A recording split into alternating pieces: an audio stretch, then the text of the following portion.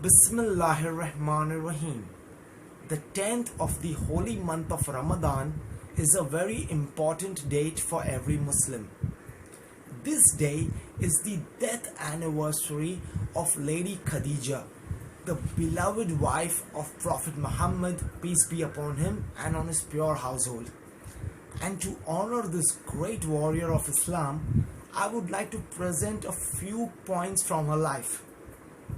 Now, most of what I'm going to speak is from this very small and interesting book which has been titled Khadijah al-Kubra, and it has been compiled by Sayyid Razvi. Lady Khadijah was born in Mecca in a very wealthy household.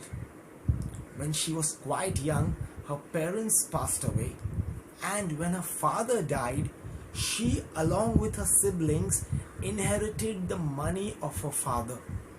But not only did she inherit the money, also from her father she inherited the art of making money. That is why in very little time she transformed herself into a very successful and rich businesswoman. So much so that the Arabs used to call her the Princess of Mecca. Historians say that the value of Khadijah's business alone was more than the collective value of the businesses of all the Arabs together. Along with this, Khadijah was very generous. In those days, the Arabs used to suffer from this very dirty disease. And this disease, by the way, is still prevalent in our country, and that is the killing of the infant girl child. Go to any villages, not only in the villages amongst the ignorant people, but also in the metros amongst the so-called educated. Even today, the infant girl child is being killed. Now, when Khadijah saw this, she created her own Beti Bachao plan.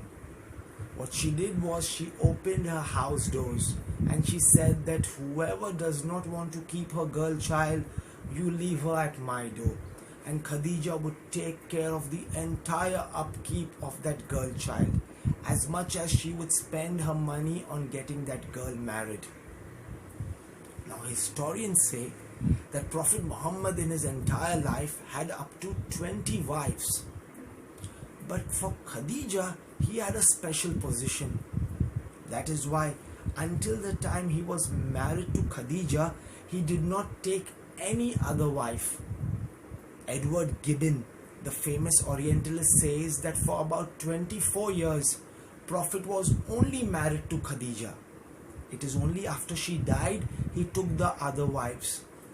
Then in one narration, the Prophet Muhammad said that there are 4 women of paradise. The first was Asiya, the believing wife of Pharaoh. The second was Lady Mary, the mother of Prophet Jesus.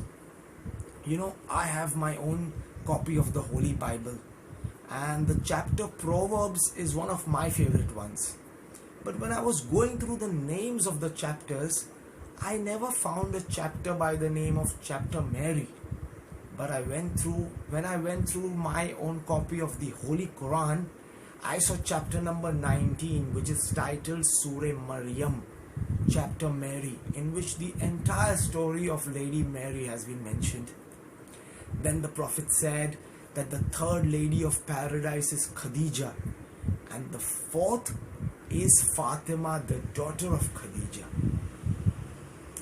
Such was the position of Lady Khadijah in the Prophet's life that a Western scholar used to say that Muhammad the man married only once, that was to Khadijah, and Muhammad the Prophet married about 20 times, meaning all his other marriages were political marriages, were marriages through which he had to send a message.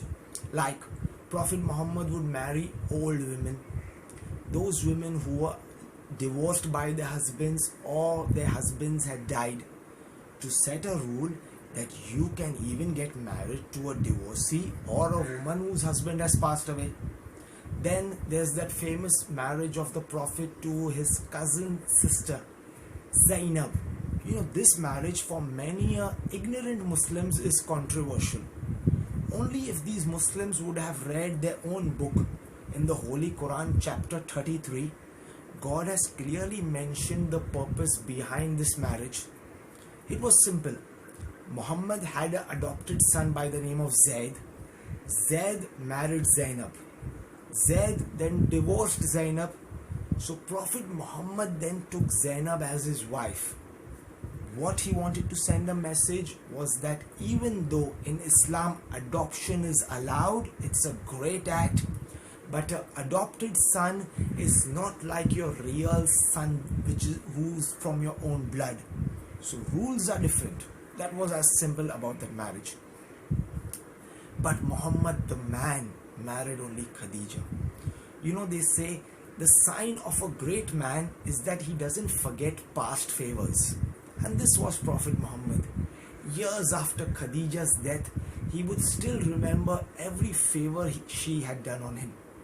So much so that another wife of the Prophet, the famous wife, Bibi Aisha, the daughter of Abu Bakr, she herself would say that I would be jealous of Khadijah.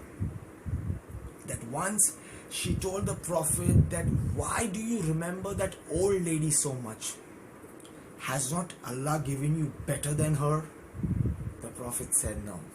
Allah has not given me better than her.